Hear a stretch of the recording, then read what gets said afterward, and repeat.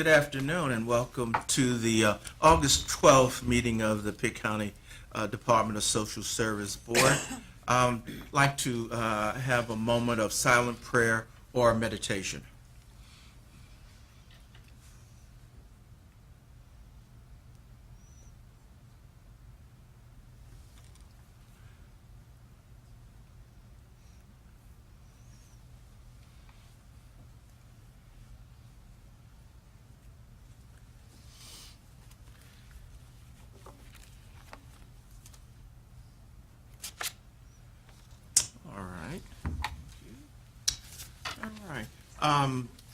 I'd like to again make the public aware of the option of speaking directly to the board. At this time, we have no public comments, but we sincerely invite all the public, if they have issues, to bring them to the board, and we will entertain them at the beginning of the meeting.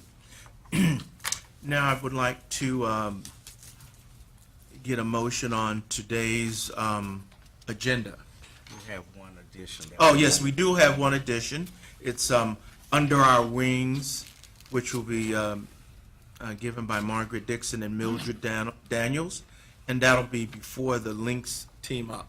Mr. Chairman, I move to approve the agenda and with the additional that has been added. I second, Mr. Chairman. Motion has been made and seconded. All those in favor? Aye. All those opposed? All right. Now, let's see, we're going to move on to the minutes of the I move to approve of the minutes as mailed, Mr. Chairman. I second. motion has been made and seconded. All those in favor say aye. Aye. All those opposed? Okay. One thing, we'll probably maybe refer back to some of the minutes during the meeting, because there were some things that may apply to some of the discussions. Okay, now we're going to move on to status of agency personnel. Got to approve the. Oh, yes, and we have another set of. And I also move to approve those, Mr. Chairman. I second that one. Okay, motion has been made and seconded. All those in favor? Aye. All those opposed? Now we're going to move on to the status of agency personnel, and that'll be done by Mr. George Perry. At the present time, we have 15 vacant positions within the Department of Social Services. We have 9 in income maintenance. All of those positions are either being screened or advertised for. And we have 2 in child support that's screening or advertised. And then we have 4 in the service division, 2 being screened, and we have 2 frozen positions. So of the 15 positions that we have vacant in the Department of Social Services, we only have 2 positions that are frozen at the present time. Okay. Again, that's really good. May I ask this question? Mr. Perry, those 2 that are frozen, are they ready? Do we need them now? Those To 2. make sure that we meet the requirements that the state is mandating to us? We always need all of our positions, but we have 1 that is a social work supervisor, 3. The county manager processes that if there's 30 days, and then if their time they have to be paid out, which is 240 hours, then that time is added on to those positions. So those, only reason that those two positions are still frozen, because we have not met the requirements of the county manager. So he's doing all that he possibly can do in the Right. county. But Okay. he has freely unfrozen all the income maintenance positions that we can move forward on those. All right. Great. That's great. That's really Appreciate that. good news. Okay. Seems like we're moving on with the hiring people, and that's really very good.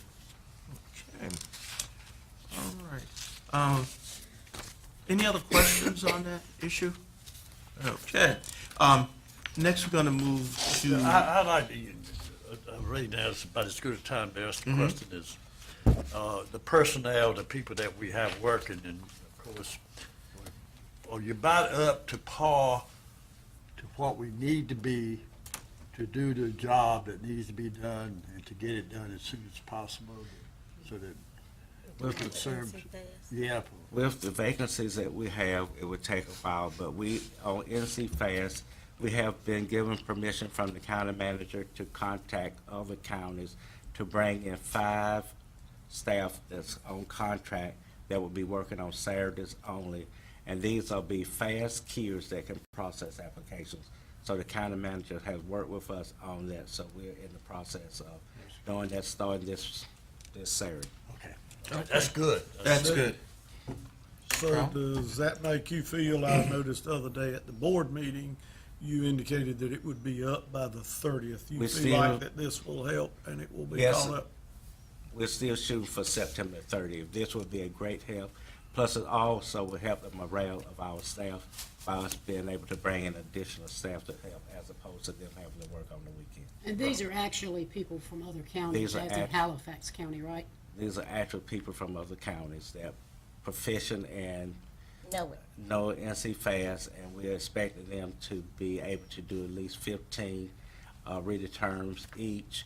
And if they cannot do it, then we will not use them. So they're under contract to do the work. All right, I guess what I'm very much concerned is the personnel that we do have, that they are able to do this job, and if they need to be here to assist, to learn from these people that really know how to do it, and I think it would be wise to make sure that they're going to continue to work for the department, social department. We're doing that as well, Mr. James, and we're also planning on Saturday having our staff to come in to learn how to process applications. So we're gonna be doing training on Saturday as well for the new staff. And let I have them- just finished the training Right. this week, so we've got other things in place to help our staff. I think we need to let them know that this is not, we're not just asking them to do this. It's got to be done. The state's requiring it. And if they can't do it, they need to know what's gonna happen to them. We are monitoring all their work to make sure that staff are doing what they need. Okay, all right. You got Mr. Mayo down They're coming from another county, here. Yes. all from one county? At the present time, we have 5 that will be coming from Halifax County. We'll be contacting Wilson County as well because we want to make sure that we always have 5 that will be able to work. And if Halifax cannot send 5 on the given Saturday, then we'll be able to pull from another county, so we can always make sure we got 5 here. And we look My at question was, were they pilot programs?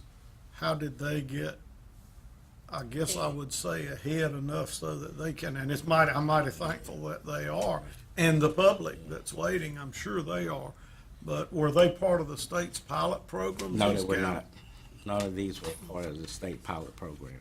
Okay. Thank you, I sir. guess what I want is to make sure that our people are able to do the job once these people, and I know they've got to be able to do the Medicare, they got to be able to do the food stamps, a combination of those. So We're working make on sure that. our people are prepared. Okay, that's what we When want. the extra 5 come in, do we have equipment that can Yes. handle? Because when that new person showed up upstairs and they had to go downstairs, that's not the fastest elevator, and that takes time away from what we need doing with the keying. So, We're are you working. ordering new computers? We have a meeting tomorrow with Mike and the county manager and Mr. Holder that we'll be talking about computers and other things that we need to make sure that our staff Because- is up to par. But the people that coming in on Saturday, we already working with MIS to make sure that the computers are set up, that there's no issues with them being able to get in the system to do the work. Having some people in contact with the university, I do know that Microsoft has said that they are not going to support certain aspects of Microsoft programs like XP after December. They will not support it, provide any technical support for it. So if you're using it, we might be up the creek. Okay, I hadn't heard that. I can get you an email if you need. We appreciate that, Mr. Perry. Thanks a lot for doing that. I think it's good that we're being proactive in getting those new employees. And as you need people, with the county manager saying that's fine, it would be better to bring them on than to wait. So really appreciate that. Okay. Next, we're going to move down to PJ Quinn. Yes, sir, we have one budget amendment for $51,019. It's special child adoption funding that was earned in the last fiscal year, but we needed to move it forward into this fiscal year to allow us to be able to spend it. So that's all we're doing, is moving it from one year to the other. Okay. I move to approve of the budget amendment as presented, Mr. Chairman. I second it. Motion has been made and seconded. All those in favor, say aye. Aye. All those opposed? All right. Always love to get extra money. Okay, next we're gonna move down, and this is gonna be under our wings, and that'll be by Margaret Dixon and Mildred Daniels. Well, Mildred and I wanted to just share with you something today, but before she does that, I just want to say, and it's not an area that we talk a lot about, but I think it's really important. You know, our agency on a daily basis, our ability to meet the needs of families in our county is tremendously dependent on the successful working relationships that we have with our community partners. The list is endless, from law enforcement to the courts to domestic violence to the hospital to medical providers to mental health providers to daycare providers to our churches, who we depend on many times for food and clothing and household items for families in our Pitt County, in our county. You can well imagine this list is extensive, and this is what our workers do every day. And if it wasn't for the citizens and the partnerships that we have in this community, we would not be able to do the job that we do with families. But today we wanted to tell you about one of our newest community partners and just share this with you, because our partners come in many forms, shapes, sizes, and abilities. So, Mildred? Good afternoon to everyone. First, just saying that, you know, in addition to what Ms. Dixon is saying, our community partners does come in a wide variety, and our newest community partner is one of our very youngest, and she is 5 years old, and we wanted to actually have her to share with you all directly herself, but her family had planned their vacation that they left on Saturday, so she's not here. But what we were able to do is to get some video clip of her before she left, so that you all can actually get to meet her in some form.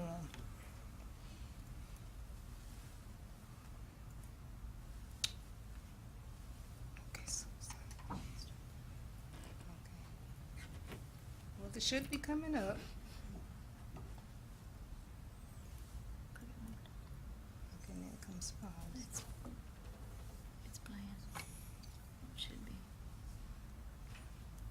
Well, while Mike is going to come and get us started on it, I'll just share with you. Like I said, she's 5 years old. On July the 31st, Raylan had the idea that she wanted to help foster children to get a home. And her mother and father wanted to support her, so she wanted to do a lemonade stand. And we held the lemonade stand August the 3rd in Ayden, and she made $400 to present to the Pitt County DSS foster children. So, Raylan, would you like to present your money to the Pitt County DSS foster children? Give it to Miss Mildred. Thank you so much, Raylan. Thank you. I would just like to say, on behalf of our foster children and all the staff here at DSS, we do say thank you to Raylan. It was a mighty brave thing that she did, and you know, we do have some of the workers and supervisors here with us, so on behalf of everybody, we all just say thank you to Raylan and thank you to her family. Thank you to the community for being able to help support her. Why did you want to help the kids? Because they didn't have a home. And so what do you hope happens to all that money you just gave over? I'm hoping that they can get a home. Why do you think that's going to be what they want? Why would they want that? Because they would be happy for a mommy and a daddy.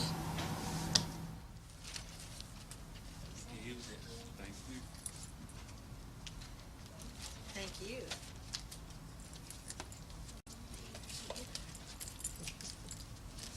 You're quite welcome, sweetie.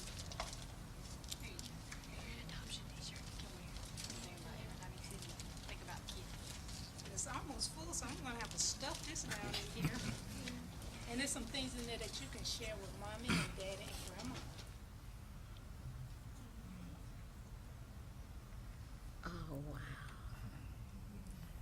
You see that on the bill? That is awesome. And some good lemonade. And that was raising lemonade? Boy, the community, that was great for the community support that. Yes, she did that all on her own, and just talking with her parents and her grandmother, it was an idea that she came up with herself. And I certainly just give all kudos and just, everything that I can to this little young 5-year-old who decided to think about other children and, just think about our foster children. And actually, when she did it, she somewhat had foster children in mind, but when they got together and said, okay, we've raised this to help some children, now what are we really going to do with it? So they decided to go online, and they came across our One Church, One Child program, which is, on the website, and anybody can go on and get information regarding it.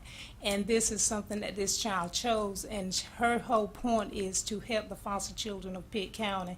And we hope to be able to use that fund, kind of as something that we can add to each year, each month, each week, whatever, so that we can have a lot to share with our foster children. One of our needs, right now is looking at maybe, book bags and, stuff so that the kids can get back to school and be able to blend right in with the children that are already intact with their parents. And, people can't say that's a foster child because they don't have a book bag or because there's something missing with them that most other children, have. And then talking with the mom, we use these opportunities as opportunities to educate, the public and educate people that we talk with and deal with. So talking with the mom, I was able to share that our foster children are in need of the same things that all children that are in the home with their parents, grandparents, whatever relatives they may be, or whatever family they're with, that our kids need the same things. And, this is part of what our One Church, One Child program is designed to try to help do, is to make sure that our children have all the needs that they, have met, and, they can function in society and stand up to shoulder with any other child and be just as proud of who they are. And, this is just a very heartwarming story, and to see a little girl who comes not even up to your waist and to be able to go out and raise $400. And, we all know $400 is a lot of money. And she, freely from her heart gave it over to the foster children of Pitt County DSS under the name of Under Our Wings, which is part of our One Church, One Child program.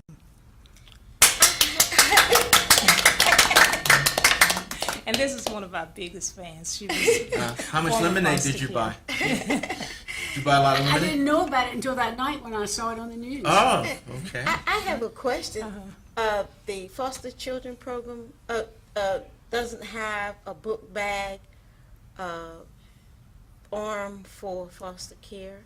No, ma'am, we do not have county, state, or federal funds designated for per se items. We do have the room and board stipend that is used for the upkeep of the children, but sometimes when you're looking at, a lot of needs of the children, sometimes those little extra things, if you have those given to you by somebody else, that is, truly a blessing in itself.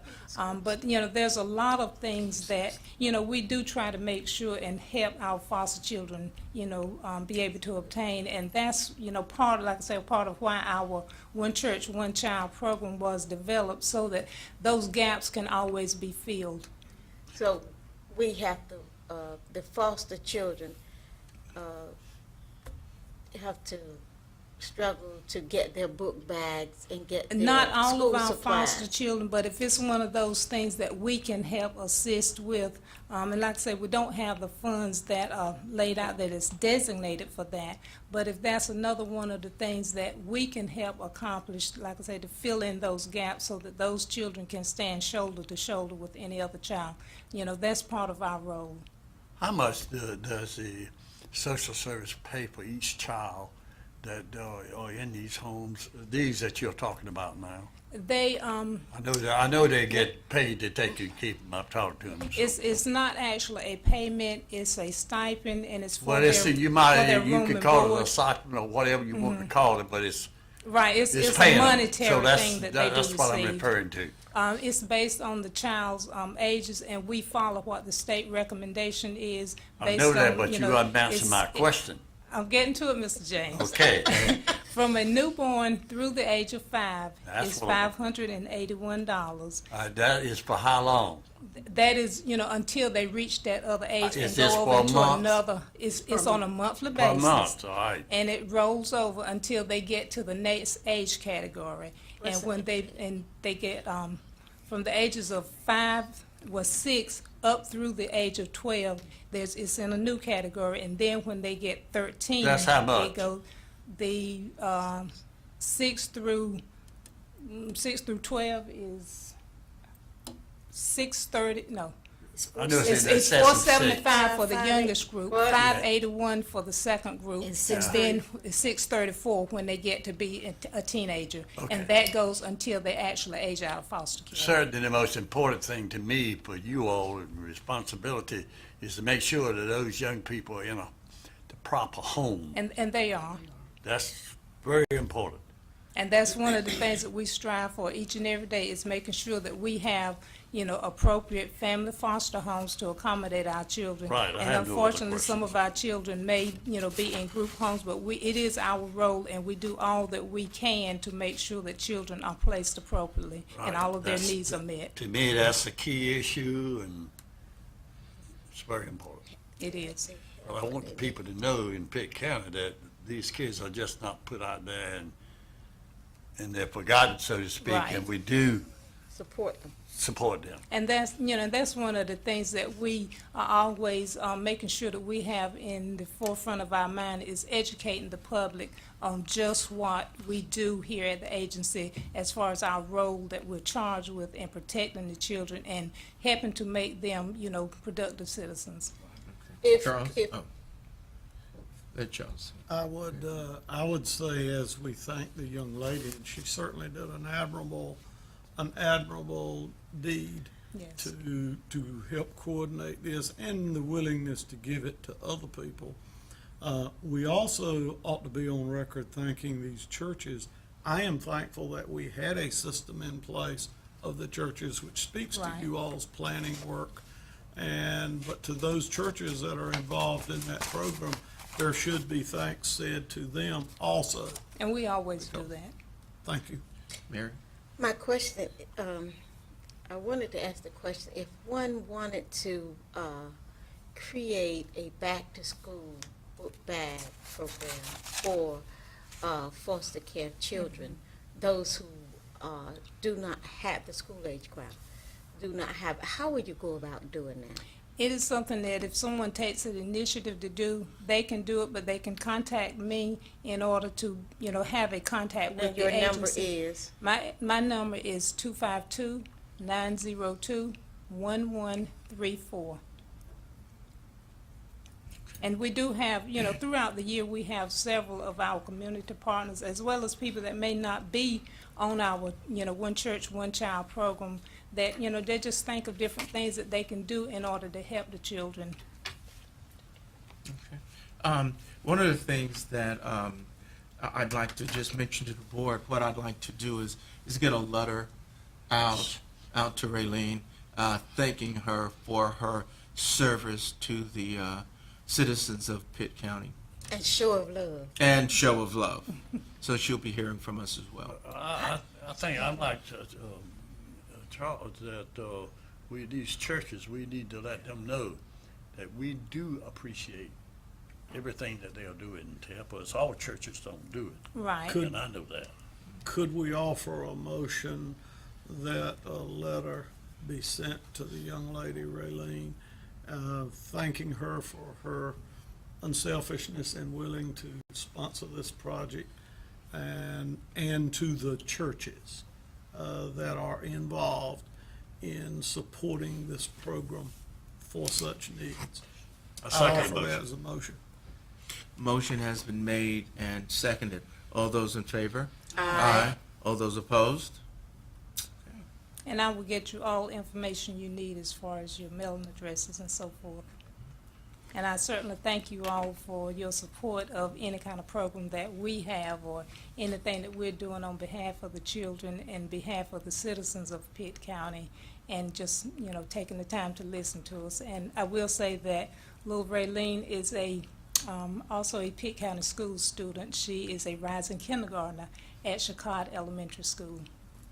And if she decides to do that again, if she'll give us some notice, we would love to be there and buy gallons of lemonade. Okay, and just listening to her is something in her heart that she would like to continue, not necessarily just lemonade, but, you know, other things. And, you know, we plan to work with her family, you know, in all areas that we can to support her in continuing her efforts. Okay. Thank you very much. Thank you. Next, we're going to move on to Links Up, and that'll be with Shante, Carson, and Megan Holmes.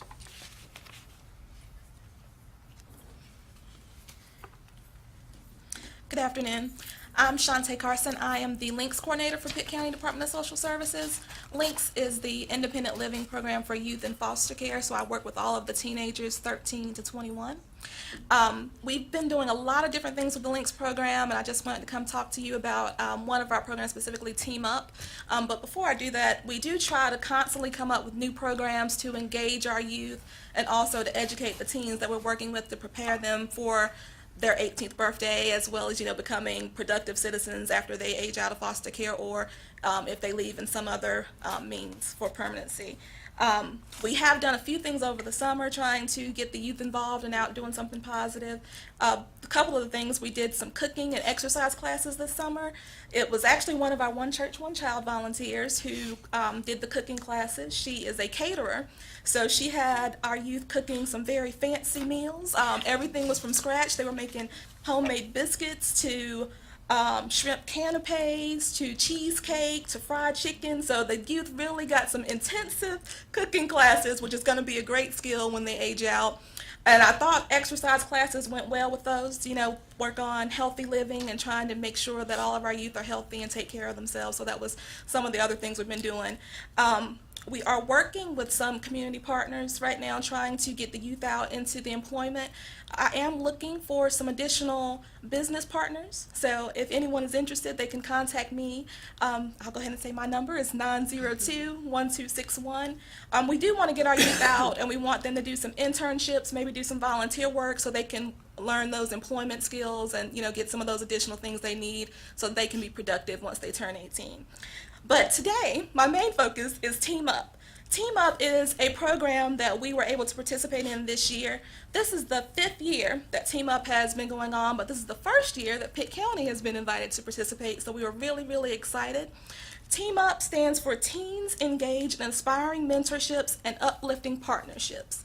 So this was a week-long conference that I attended along with 3 Links youth. It was in Winston-Salem. All of the youth and myself, we stayed on site at Winston-Salem State University, and there were a ton of different programs that the youth got to participate in for that week. It was actually held June 23rd through the 28th. Those youth went to this camp. They actually had to fill out an essay and an application in order to get chosen for this particular conference. When they went there, they were each told that they would have to do either a business plan or a career education plan when they got there. So that was something they worked on throughout the week. In addition to doing those plans, they were able to visit a number of different places across the state.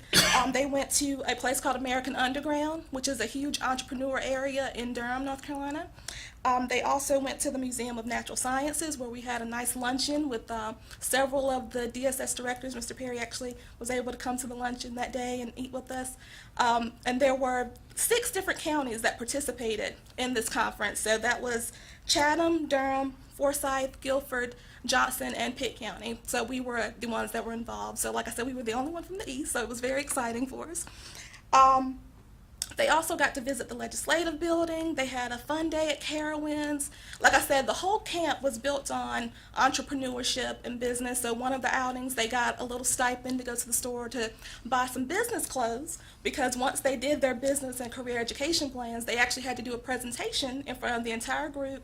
They all had PowerPoints, and they were dressed in their business professional clothing, and it was really, really an excellent event. I actually have Megan Holmes with me, which is one of the youth that attended the conference, so I'm going to let her tell you a little bit about her experience. Okay, well, hello again. My name is Megan Holmes. As she said, I went with her to the Team Up conference. I really enjoyed the conference because at first I honestly didn't think that I would enjoy it, but as I got there and they explained things and they helped us work toward our business plan, our career plan, it helped me realize that I had like a desire to have my own business. I didn't know at the time, but as I did my project, which was I was going to open a music therapy clinic for foster youth that had mental or physical disabilities.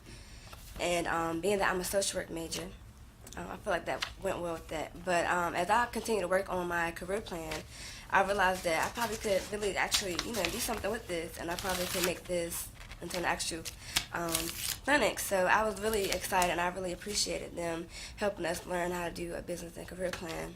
As I said, it really helped me learn some things about myself, and it helped me, just the network, and it taught me a lot of different things as far as like the business aspect of some things. So I really enjoyed it, and if I had the opportunity to go again, I would definitely go. I definitely would go. So when you so you want to own a business? Eventually, I would like that to be my ultimate career goal. But for the time being, I probably would just be a regular social worker. You're in Working college social- right now, aren't you? Yes, ma'am. I go to North Carolina Central University. This will be my second year. And you've always been in Pitt County Links? Yes, ma'am. How long have you been with Pitt County Links? Since December 2009. So since I was about 15. So you recommend the program? Yes, ma'am. I definitely recommend everything. Links program is great, and especially the Team Up program, because it teaches you like the professional side of things, so that you have a different experience and a different, another chance to be able to learn how to do things and handle things the professional way. So I definitely would recommend it to everyone. How would people that are interested in getting in the program, what would they need to do? Well, Links is only eligible for youth that are in foster care. So any of the teens that come into foster care, I meet with them and talk to them about the program and tell them what the benefits are. And we do have regular monthly Links meetings with all of our teens, and I meet with the youth individually as well. For Team Up, I'm actually going to be on the planning committee for Team Up next year. So this year we had 3 youth attend the conference. There were over 40 youth at the conference. We are planning on having more participation next year. I'm thinking out of the 3 youth, at least 2 of them will probably be coming back in a leadership role, so that way they can kind of guide some of the new youth that are going to go next year. But we are definitely planning on participating again next year and having some more youth involved. Okay. Well, this is certainly a great program, and it really is so positive, helping kids become adults and go further and learn about business. Do you coordinate with the county, such as the Boys and Girls Club and the schools or the activities, because they have them now? I've never seen anything like it in my life. And of course, you got the sheriff's department, they've got them in the morning time. It looks like to me, Pitt County is really blessed. But do you coordinate yours with all of these other activities that are going on? We do have youth that go to the Boys and Girls Clubs and participate in some other community groups that are out there. We do try to encourage all of our youth to get involved in the community. I am working on building that, though, at this time. So that's why I mentioned earlier, especially if we have some business owners that are willing to give our young people a chance and give them some work experience, especially. That's one of my primary goals this year, is to increase that participation in the community. But we do have several youth involved in church groups and other volunteer activities. Just giving you an example, I came by the Belleville Elementary School this morning. There were at least 50 cars there, more than that. And I can't quite understand what, it like to me we would be reaching every young person if they really wanted to take and they do. But I know the Boys and Girls Club, we got them all over Pitt County now. You may And want to- we have functions for them to take into, to do. My thing is this, like we've got libraries all over Pitt County, not being used. I'm concerned because I'm a county commissioner and we have to appropriate money. It's the same thing about everything overlapping with the same ones. I could ask you, you were in the link, what other ones are you in besides the link program maybe? Well, since I'm in college now, I'm not involved in many other things because, that takes up a lot Yeah, of my but time. I know a lot of them that are, they go to this and they go to that. Yeah. If we could just reach all of these kids, it would be so wonderful. That's all I have, Mr. Chairman. Shante, Okay. you may want to explain to the board about how Links is related to the foster care program and is not particularly a program that entertains, or can you kind of tie that, so maybe Well, the whole purpose of Links is to prepare youth for adulthood. So, like I said, all the youth are in foster care. When they participate in the program, they have to be in foster care, so it's not open to everyone in the community. It's only those specific teens. But we do, like I said, monthly groups to teach them independent living skills. So we may talk about budgeting, or like I said, like one of my key focuses is employment, because in order to have your own safe and stable place to live once you turn 18, you have to have a job to be able to afford to pay your rent and your utilities and things like that. So we do a variety of programming just trying to prepare youth for their 18th birthday and trying to get them ready to be out on their own. All right, you said, how many in Pitt County do we have participating? I know you said you had 3 up there too. How many in Pitt County are we serving in your program? Well, I serve a number of youth, but like specifically I have around 35 youth that come to the monthly meetings that I have each month. But I do serve youth in addition to the monthly meetings. So I have several youth that are already over the age of 18 that I continue to serve and helping them with getting apartments or applying for college or getting those financial aid funds and different things like that. Where do you get your funds from and how much is it? We actually have a couple of funding sources. One is Link Special Funds, which is a state funding source, and we aren't given a specific amount. It's for the entire state to use, but they're called Link Special Funds, and those can be used for each individual child for things such as educational resources or employment resources and About things how like that. much money are we talking about? For the whole state? No, for Pitt County, for those 35 students that we're talking about. Well, like I said, we aren't given a specific amount. We're just allowed to use the state's funds. Now, we are given an allocation from Links, Yeah, and well, I I know believe you that's are. about $60,000 to use for every child. But there are more than 33. There are about 80 students, I want to say, in Links total. But like I said, I have about 30 or 35 coming every single month just for the Links meetings, but there are other services as well. I have no more questions.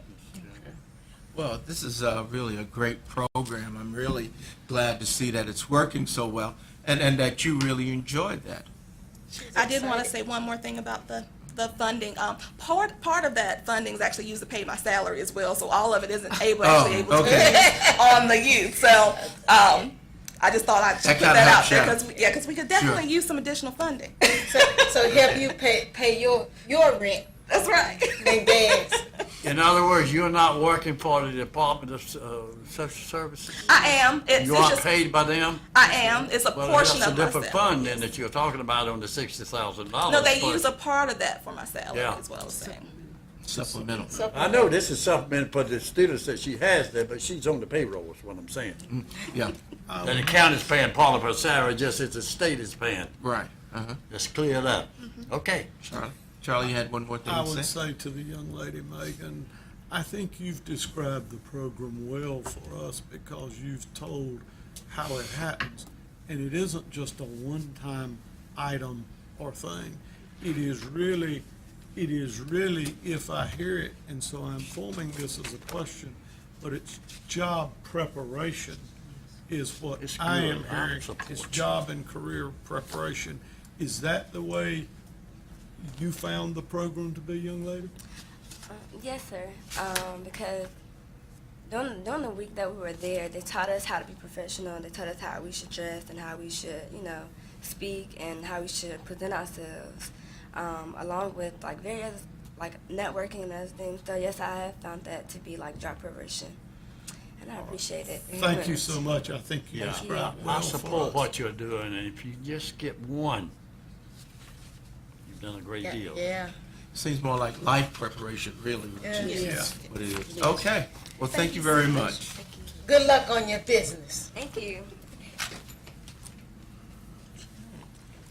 All right, next we're gonna go to goals and objectives, and that's gonna be by Bryan Averette.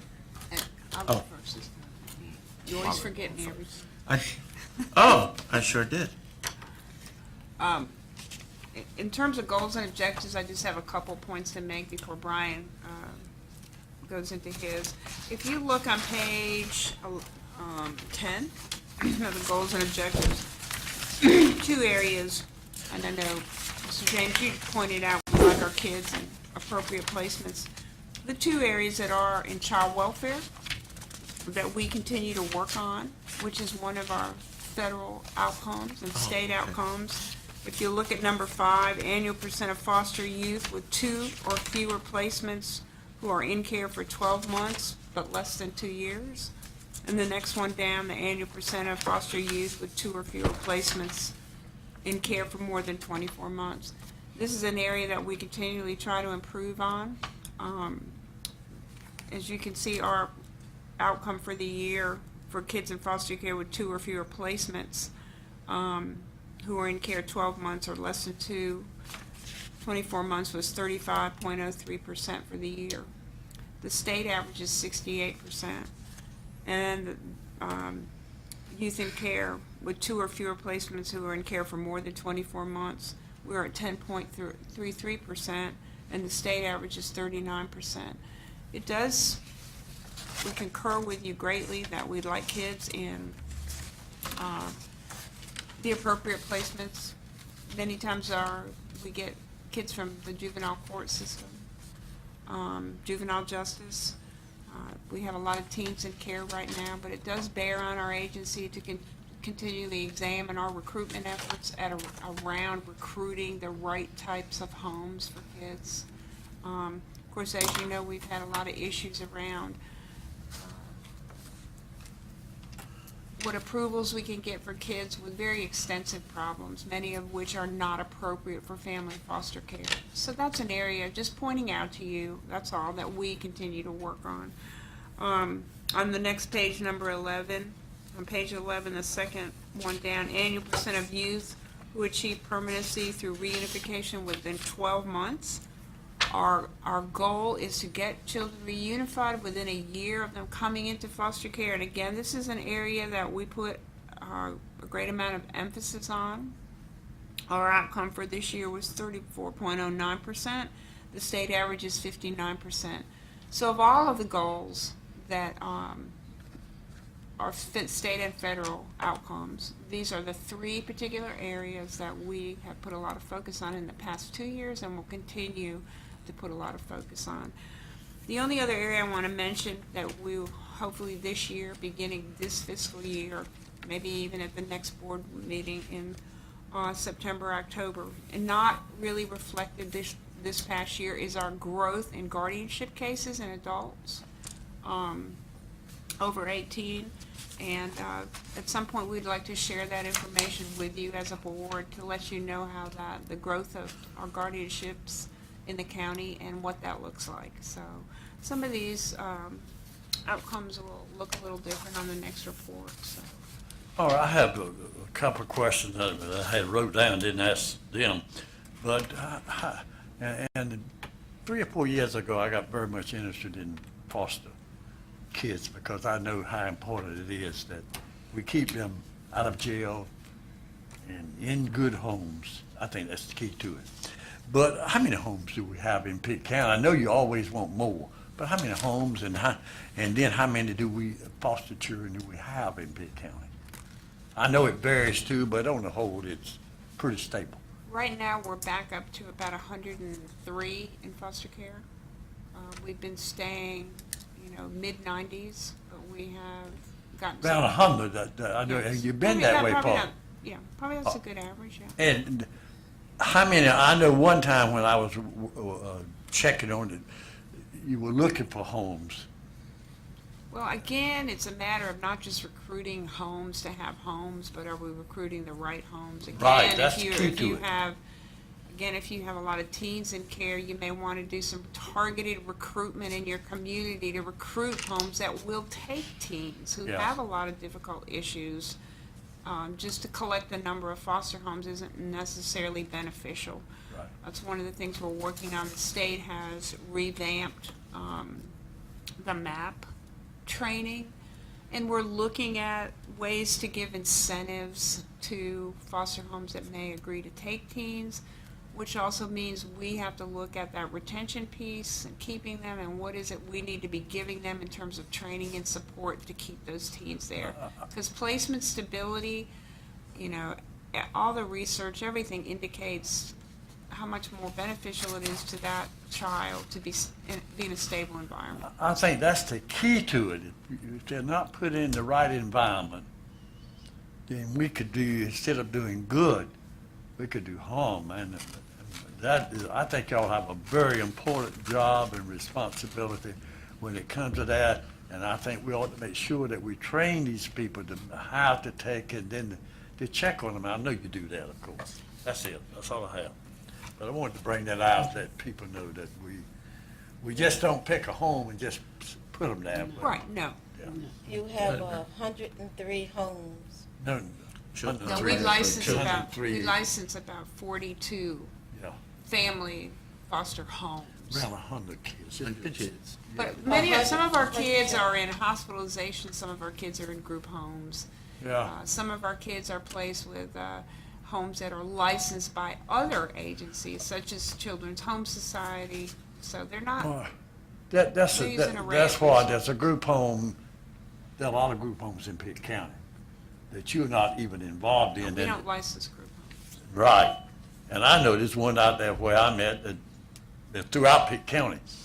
All right, but they are by the state. And that doesn't come under social service, does it? Doesn't that come under the mental health department, the state? Some, but we, that doesn't mean we don't have children in group homes. Oh, yeah, well, I know you do. And but a lot of times they're they- therapeutic group homes. I guess what I'm getting at, the average person in Pitt County don't realize how many young people we have that, and not only young, these people are adults, a lot of them. I know out there, and that. Yeah, for this purpose, we're talking about youth under 18, but yes, there but are. now you are, yes. Okay. That's what I was trying to understand, how many people and how many homes. They won't tell you that. They don't tell you how many people. No, they won't tell you where the homes are either. I'm not necessarily wanting to know where the home, but how many people are in social services. You don't have those numbers?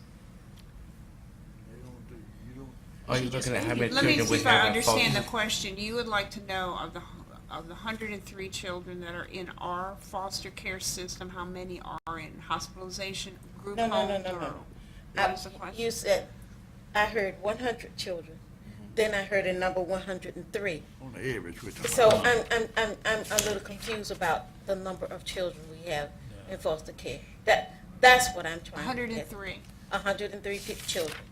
That, at this point, that's only a point in time, right? Yeah, at this it moment. varies. That's what we said, we run about Yeah, around that's why 100. Mr. James was rounding it out to. Yeah, I was rounding out of 100. He was averaging It us. ain't, it Well, could be- I do know that at different times there are different number of children in foster care. And I do know yes. for a number of reasons as to why there are different things happen in the community that causes children to go into foster care and come out of it as well. So I was just trying to find out a vaguely or roughly number as to what we are. Right, Yeah, that's where we're at. One of the things that, in general, that we on the board have talked about is the percentages are good, but the numbers help us a little bit more. So if This we year, could- you will be getting very specific, concrete numbers. Okay, thank you very Because- much. Because I know you all like that, so. Yeah. Yeah, real hard to do. the percentages doesn't tell us very much. Okay. All right. Well, thank you. I'm gonna move on now. Brian can go now. He can go now, Brian. Thank Okay, you. Brian, your turn. Okay, thank you. If you would please refer to page 16 in your packet, I'm going to highlight the year-end goals and for the Medicaid programs.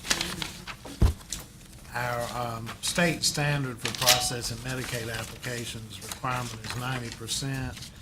And for applications for medical assistance to the disabled, we did meet the 90% benchmark with 2,375 applications processed timely. And then there's another category, all other Medicaid applications. That's all other programs other than medical assistance to the disabled. We processed 9,031 applications timely, but we only met 88%, so we did not meet that goal. Then for the North Carolina Health Choice program for children, the standard again is 90% processed timely, and we processed 391 applications, 90.5%. So we did meet the goal for that program area. Then on page 18, I would like to highlight the child support benchmarks. Our annual target for percentage of cases under order, that's the percentage of cases under order based on the number of cases at any given time. Our percentage is 88.36%, and the target was 91%. So we did not meet the target. We had 7,503 cases under order out of a total of 8,491 cases.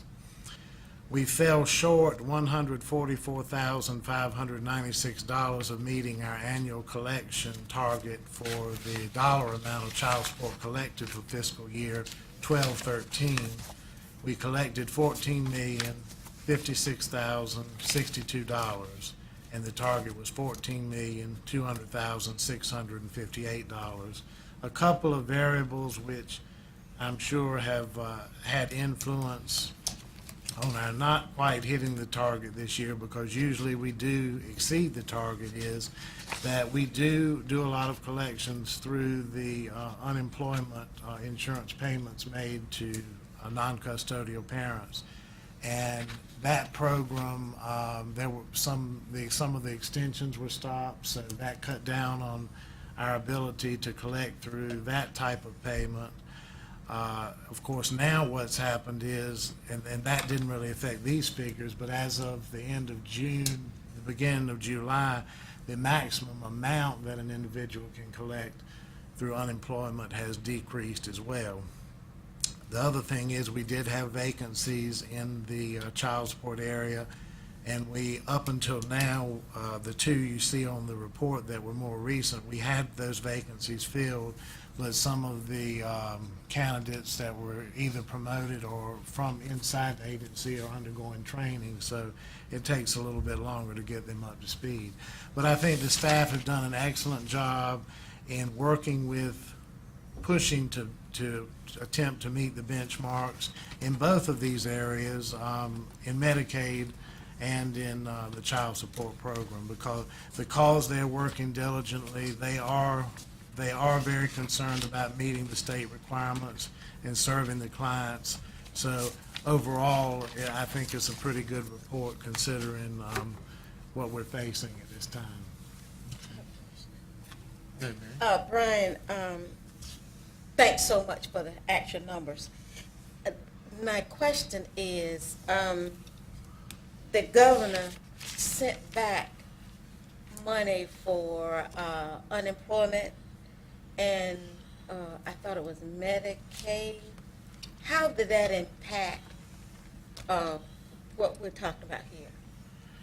Well, what happened with the unemployment program? You know, he didn't accept it from Exactly. The unemployment, they reduced the amount, the maximum that can be received by an individual, because they're paying back the federal government for the extensions, money that was paid out through a lot of the extensions that had been granted. That federal money that came to the state was a loan, really, to extend benefits through unemployment. And so, and the legislature opted to reduce the payments and cap the maximum payment and reduce the number of weeks that the benefit can be received as a mechanism to start paying that money back. So we actually didn't get them. I think what you're referring to is the expansion of the Medicaid benefit, Uh-huh. which is separate and apart from the unemployment issue. Okay. I think that's what you're referring to. Yes, because at some point I was trying to figure out where did that impact the Department of Social Services, where did it come in? And I've been listening each week for that, and I haven't heard it yet. Where I think that would impact would be the number of individuals that could have been eligible for Medicaid, where the expansion accepted would have been increased. Okay. The number of people who would have actually been covered by Medicaid. Thank you. Thank you. Okay, next we're gonna move on to the CHIP update. SIP. Okay. SIP. SIP is the Crisis Intervention Program, and that's our federal funding to assist low-income families with heating or cooling crises. And of course, right now, it would be a cooling crisis because of the heat. We received at the beginning of the fiscal year $111,774. We have served 476 households out of this allotment, and our funds are currently exhausted. And we have posted notices as the funds were becoming exhausted. We posted notices, and then we have a notice in place now that indicates that at the current time we have no funding from this funding source, but as it's made available, we'll make clients aware, and we'll make you aware that we have received the funding. We expect, or what is allocated for the remainder of the fiscal year is $757,847. We do not expect to receive any allocation from that amount of money until October. So that's where we are with that program. We've been advised by the state that it will likely be October before we receive part of that allocation. What kind of emergency procedures do we have for people that would be experiencing a heat crisis, such as someone that needs to be kept cool? I'll just take a dialysis patient as an example. Well, we have made referrals to the Salvation Army, although their funds are limited, but we do try to work with them. If we have an individual case that is a critical case of that nature, we have some church contacts. We'll try to make a referral to help it, but it would have to be in those types of extreme situations because their funds are very limited. So, but in a situation like somebody whose health is at risk, we would try to reach outside the agency to see if we could assist them with that. Now, if somebody has a minor child living in the home, through our TANF funding, we have some emergency assistance funding, and if they qualify in that area, if it's a critical need, we still have some funding through that, but those funds are much more limited than the crisis intervention program. We do try to make referrals where we can. And I'm not sure if this would be a county program or not. I know that in some areas where they've had a heat crisis or a cold crisis, that they would open up county buildings, and that would not be something social service would do, is my guess, or not. No, we don't. No. We don't have any way Okay. to do that. I'd like to know,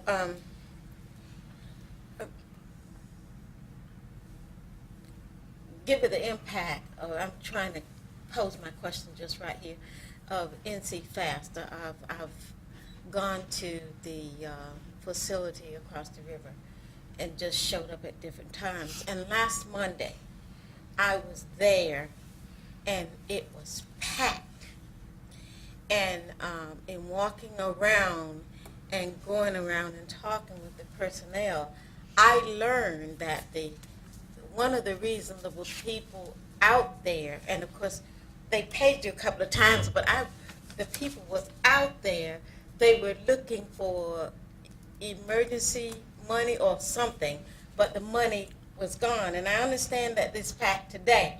So what is causing this influx of people and impacting operations as you would see it. Okay, I can tell you why there've been so many there at the beginning of this fiscal year, because when we exhausted our funds in May for the rest of this past fiscal year, there was no assistance being provided. We were in another period where we did not have money in this program.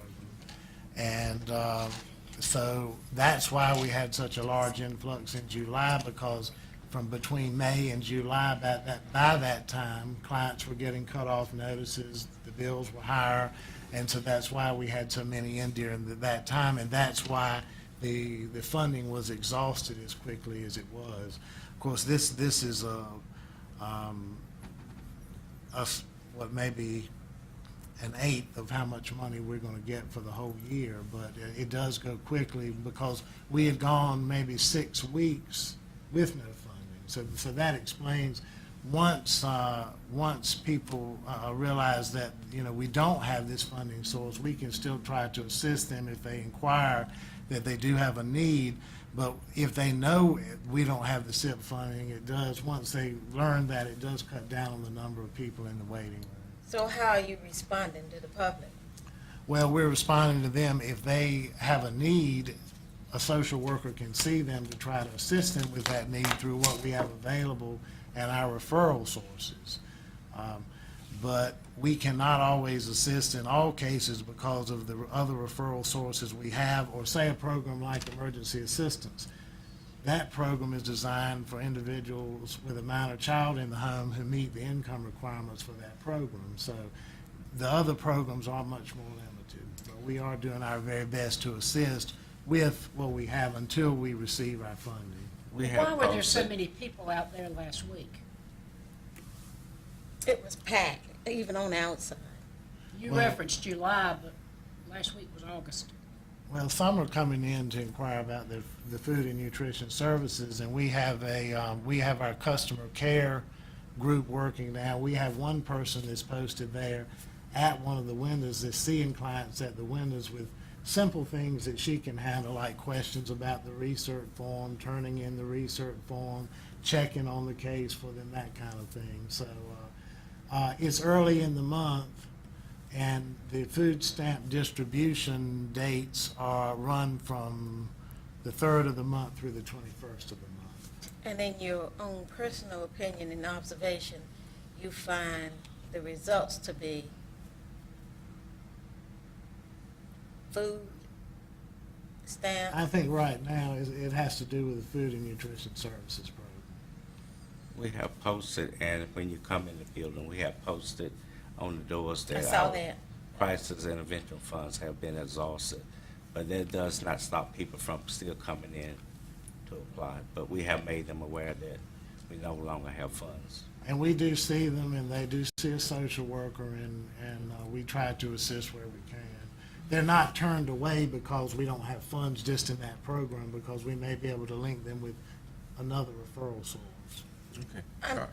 I have Shante. one final question. Have you, how much time have you spent at the desk in your own personal observation as to what's happening?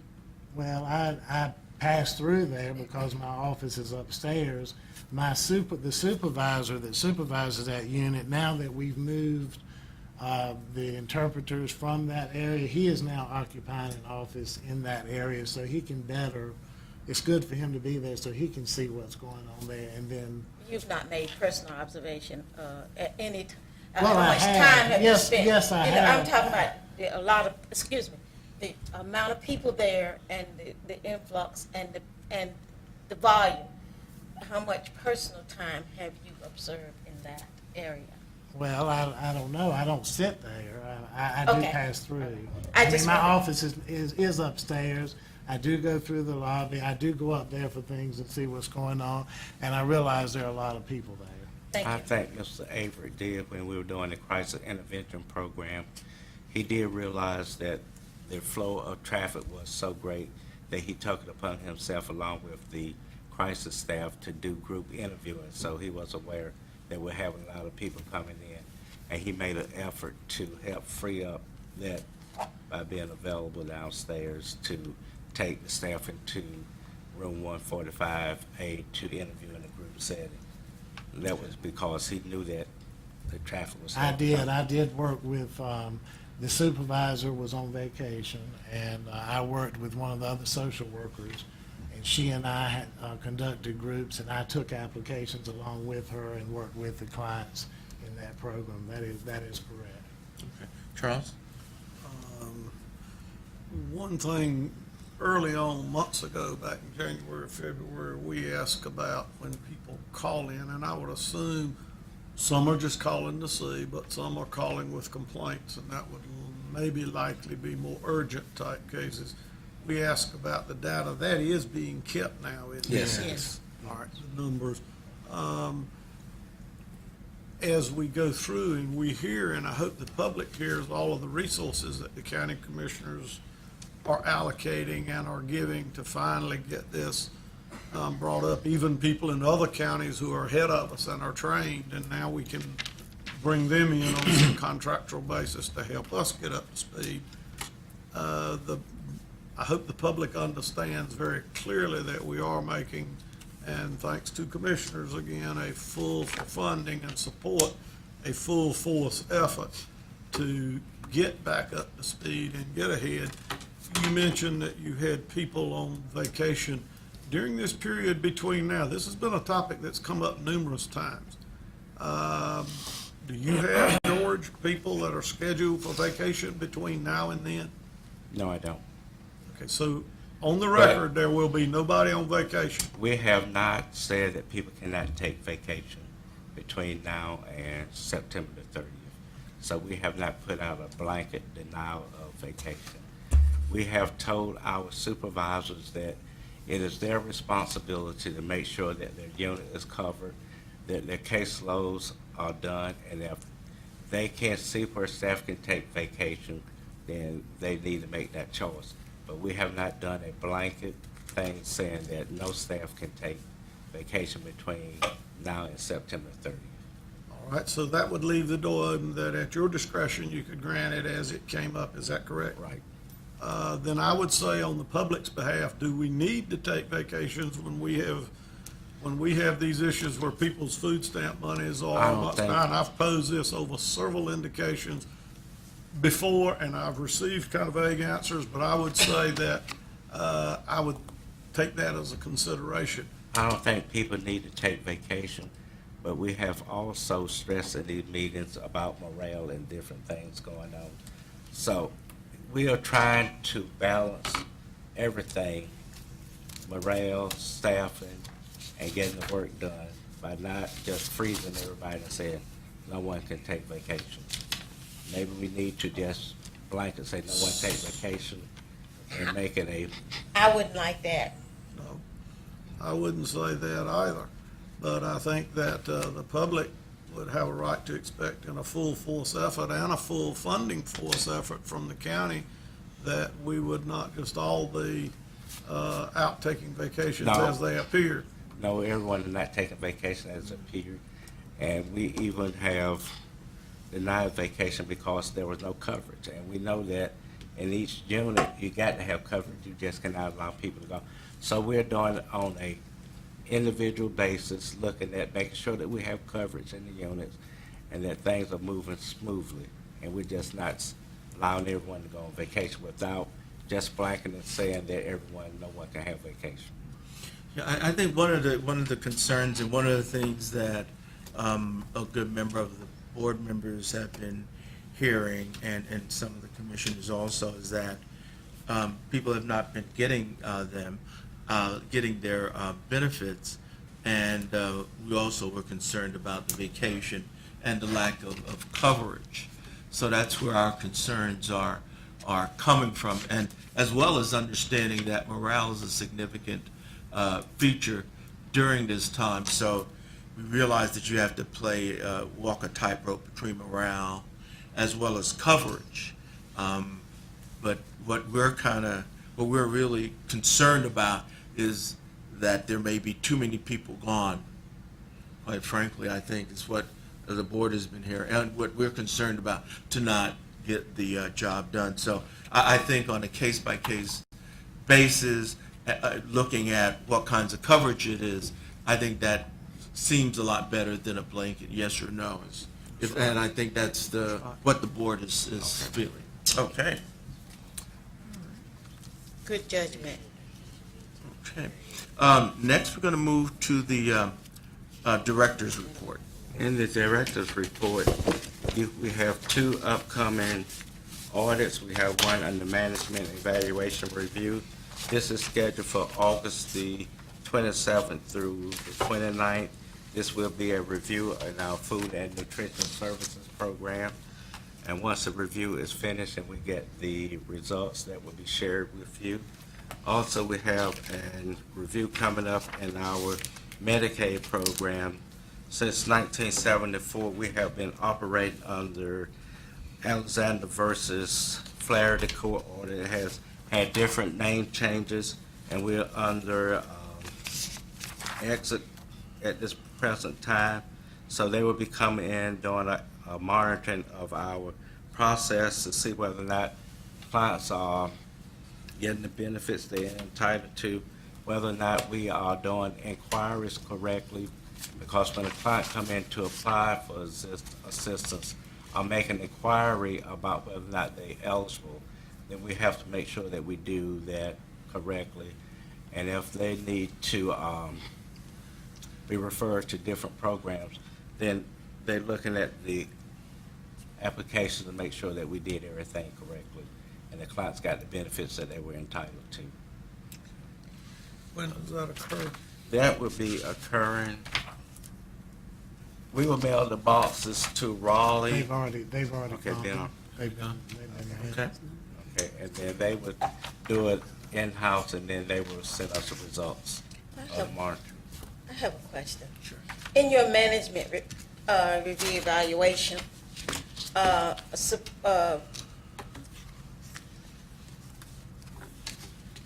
if I worked in your department, would I have the opportunity to evaluate you as my manager? No, you would not.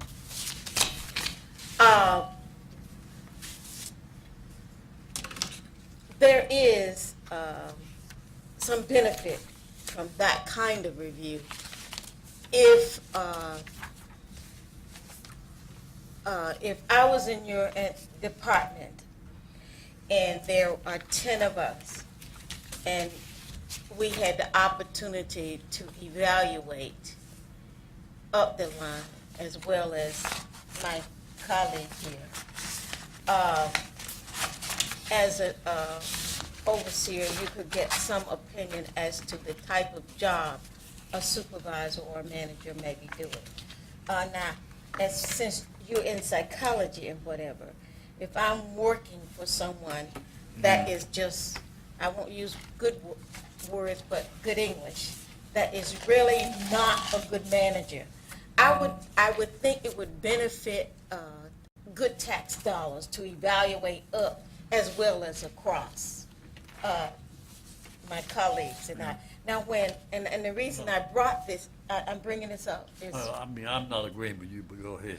I ain't saying you gotta agree, Oh, man. I'm just telling you, go ahead. But when I was as an estate employee, there were that kind of evaluations up the line as well as across. I think that's good, but I think that these evaluations are different that we're talking about here. These are evaluations of programs and how they ran and those kinds of things, where they're going to look at numbers. I think, I see what you're saying, though, and I think that is a valid. If you're not managing the program right, staff has some input. I think it would benefit tax dollars and whether or not we are operating in an expedient kind of manner. That's just a personal opinion. I think that's a good idea. I think it's that we have that. Charlie? Yes, it's called pure Yes. input.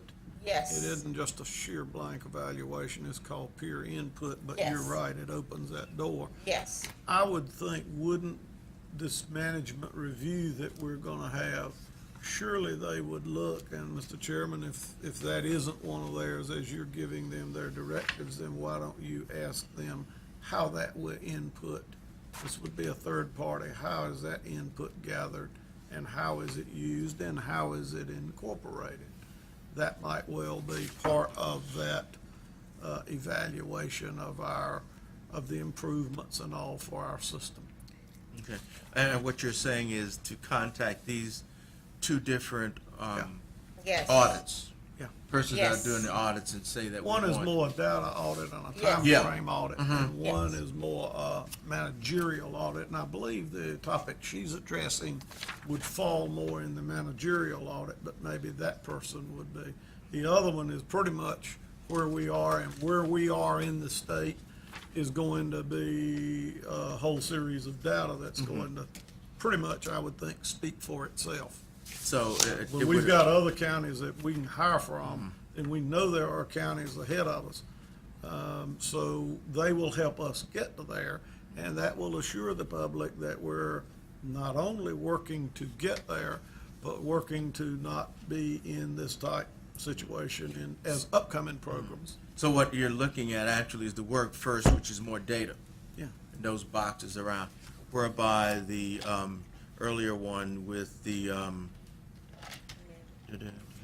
Management evaluation. the management evaluation is more managerial, and we get input on And that would be where Ms. her comments, and I Okay. think are very good. You see, the state asks managers to evaluate the staff beneath them. If you have a manager that doesn't even know what you're doing, and you can't go to and ask questions relating to resolutions of issues, then you have a manager that's ineffective.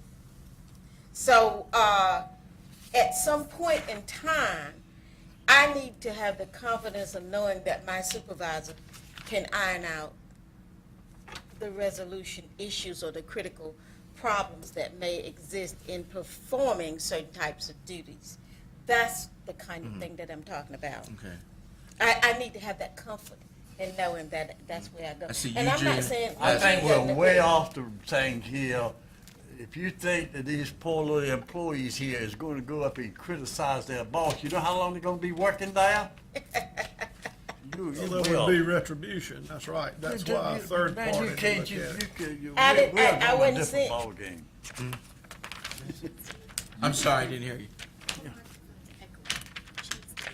Yeah, we are getting an echo. Oh, my microphone is, hers? Yes. Okay. Thank you. Just because you're so short, you know. I am short. I remember. Just lean right up in there. Just lean up. Okay, all right. That sounds good. So what we're saying is that maybe we need to either talk about this a little more or ask that this management part be done. All right? I think it will iron out some of the complaints that we're getting. Okay. All right. That was the application monitoring as well, is that correct? Yes. Okay, next we're going to go to the telephone. report. Telephone report for the month of July, you will see an increase in the number of calls coming into the switchboard. Food and nutrition services stayed about the same. Increase, we're thinking that with the crisis intervention program starting July the 1st, that might have been a result of those calls coming in. But overall, the remainder of them jumped up a little bit. Majority of the calls came about 30-some thousand additional calls came in through the switchboard in the month of July. Yeah, I looked at that, Mr. Chairman, and July, I was concerned, how about last July? Did it go up each time on like this? I can do a comparison, Bryan, that will show you what it was last July. Yeah, because it jumped way up in the month of Yeah. July, and it might do that every year, I don't know. We normally start the crisis program in July, but I would, And so Overlay so this it's so not that- unusual for it to be really high in July. I will overlay this so you have last July Okay. as well. I'm not sure. I guess for some reason, I didn't, for adult services and child services, that was just, those were just general calls. Yes. Okay.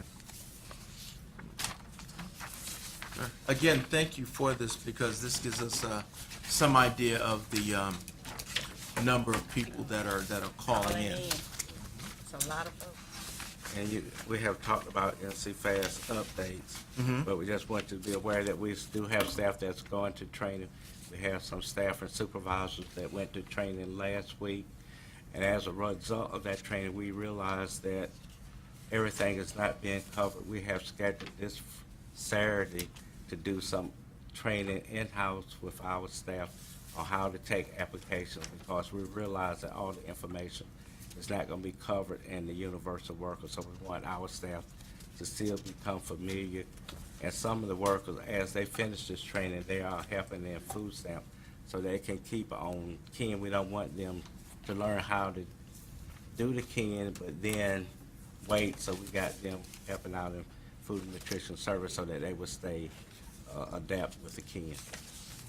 Yeah, okay. Go ahead. Okay, I had two questions.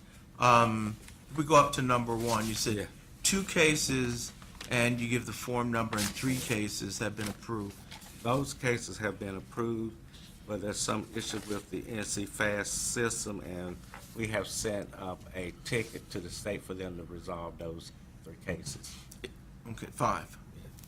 Okay, is that, That would clear out everything for April, May, and June. Those 5 cases, the only thing that were left from April, May, and June. April, May, and June are all clear? Okay. Then we go down To July, we have 741 cases remaining from July. We got August, 1,308 cases.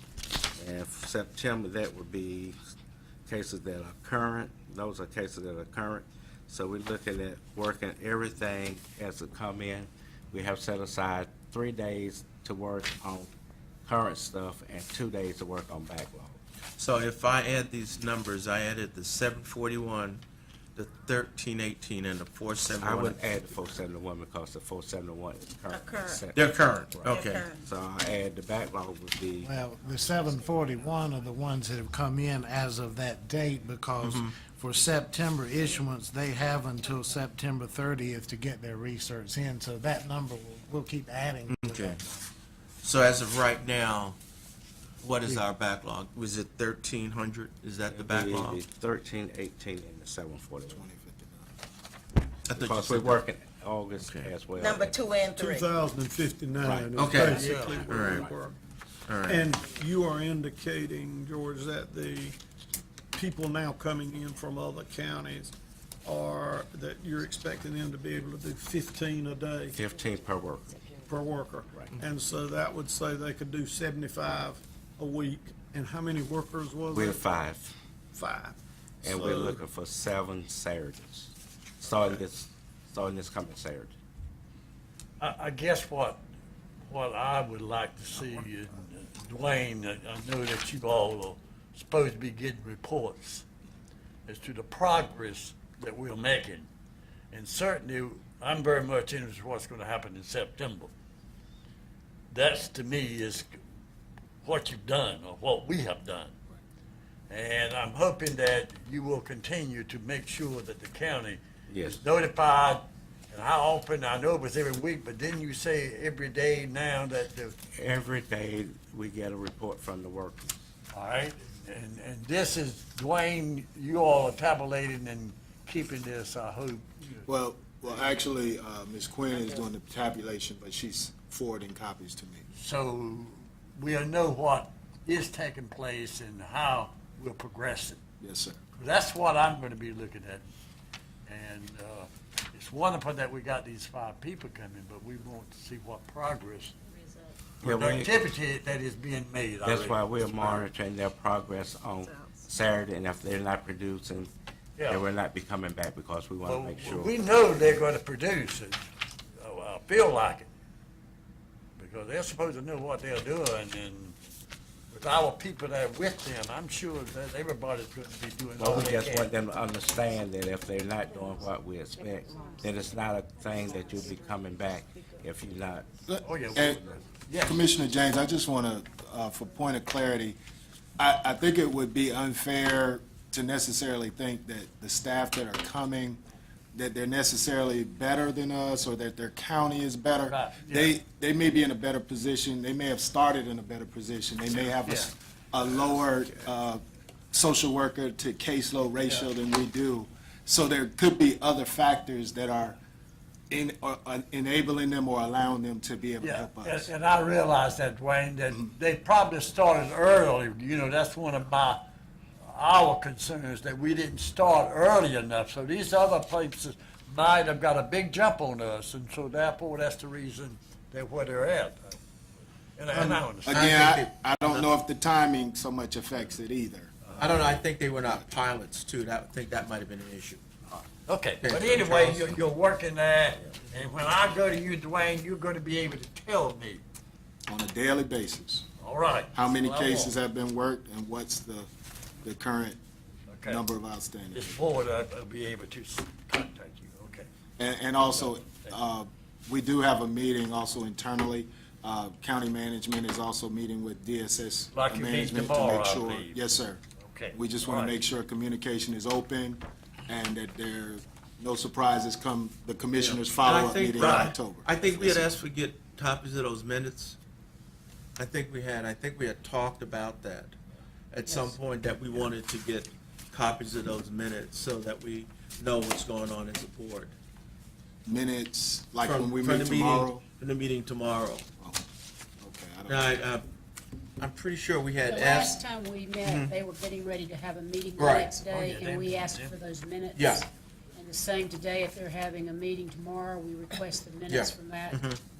Right, okay, Charlie? Well, again, I'm glad that there are other counties, for whatever reasons, that were ahead of us enough so that they can give assistance and give help, and hope that the public can understand that even in this latter stage of it, in which we're having to do extra work and catch up, that the public's interest is being put first, and the service rendering is being put first, and an all-ditch effort is out to make sure that happens.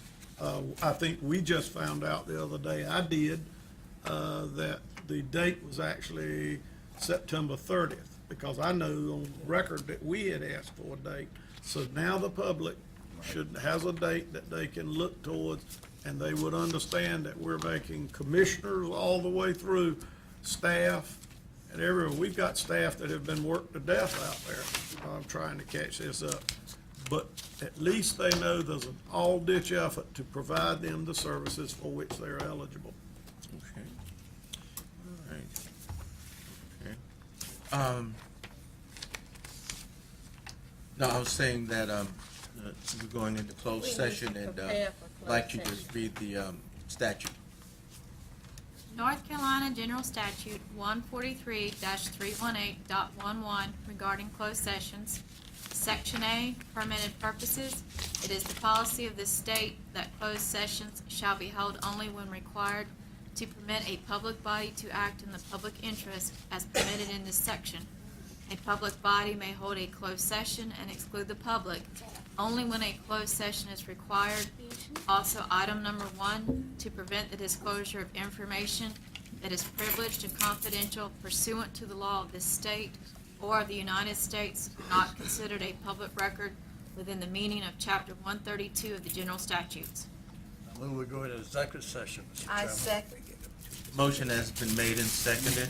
All those in favor say aye. Aye. All those opposed?